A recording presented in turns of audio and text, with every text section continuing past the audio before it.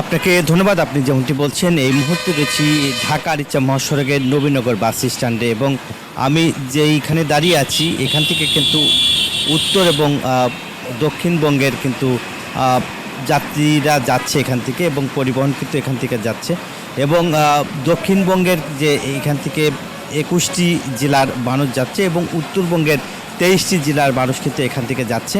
এবং আমরা যদি দেখি যে এখন যে ঈদে ঘরমুখো মানুষ এবং নারীর টানে বাড়ি যেতে কিন্তু পরিবারের সাথে ঈদ করতে কিন্তু বের হয়েছে, যেহেতু ছুটি শুরু হয়েছে এবং আমরা দেখেছি বাস কাউন্টারগুলোতে কিন্তু যে অতিরিক্ত ভাড়া নেওয়া হচ্ছে এবং যেখানে গোপালগঞ্জের ভাড়া 500 টাকা সেখানে কিন্তু 920 টাকা 1000 টাকা এরকম নেওয়া হচ্ছে বলে যাত্রীরা অভিযোগ করছেন। এবং হাইওয়ে পুলিশ কিন্তু যে এবার হাইওয়ে পুলিশ, ট্রাফিক পুলিশ এবং জেলা পুলিশ সমন্বয় করে কিন্তু ঢাকা আরিচা মহাসড়ক এবং নবীনগর চন্ডা মহাসড়ক, এই সড়কে কিন্তু প্রতিটা পয়েন্টে পয়েন্টে পুলিশ রয়েছে এবং যানজট যাতে না হয় সেই যানজটের নিরসন করতে যাতে কাজ করছেন। এছাড়াও যারা গাড়ির চালক রয়েছে তারা বলছে ডিজেল সংকট এবং ডিজেলে কিন্তু তাদেরকে প্রতিটা পাম্পে থেকে 20 লিটার করে নেওয়া হচ্ছে, যার ফলে কিন্তু তাদেরকে আলাদা ভোগান্তির সময় দিতে হচ্ছে এবং ডিজেলের যে সংকট সেই কথাই আসলে বলছিলেন। এবং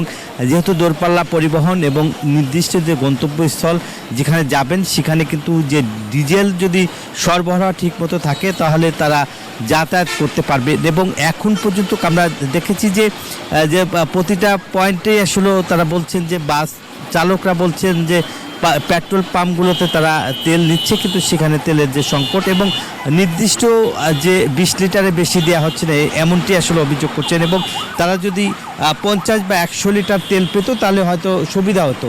এর মধ্যে কিন্তু আমরা দেখেছি যে পরিবারের সাথে ঈদ করতে কিন্তু তারা বের হয়েছেন এবং যাচ্ছে এবং বেলা যতই বাড়ছে যাত্রীরা কিন্তু মহাসড়কে ততই আমরা দেখছি। এবং এখন পর্যন্ত এই ছিল আমার কাছে ঢাকা আরিচা মহাসড়ক এবং ঢাকা টাঙ্গাইল মহাসড়কের ঈদযাত্রার সর্বশেষ খবর। একই খবর জানতে আমার আর এক সহকর্মী রয়েছে গাজীপুর, যাচ্ছি জাহাঙ্গীর আলমের কাছে। জাহাঙ্গীর।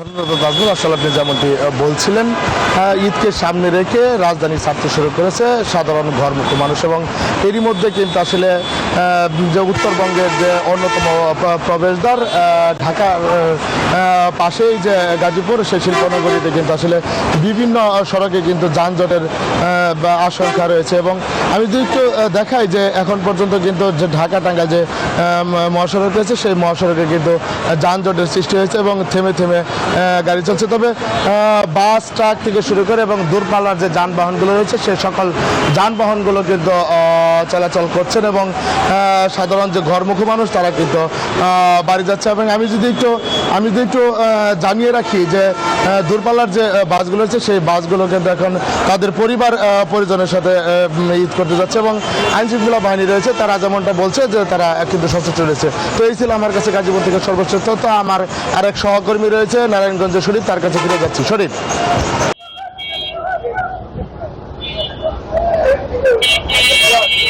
রাজধানী ঢাকার প্রবেশদ্বার নারায়ণগঞ্জের সাইনবোর্ডে ঢাকা চট্টগ্রাম মহাসড়কে এখানে কিন্তু সকাল থেকে যাত্রীরা এই বাসের জন্য অপেক্ষা করছেন। আপনারা দেখতে পাচ্ছেন কিন্তু এখানে কিন্তু বিভিন্ন কাউন্টার রয়েছে এবং এই কাউন্টারগুলোতে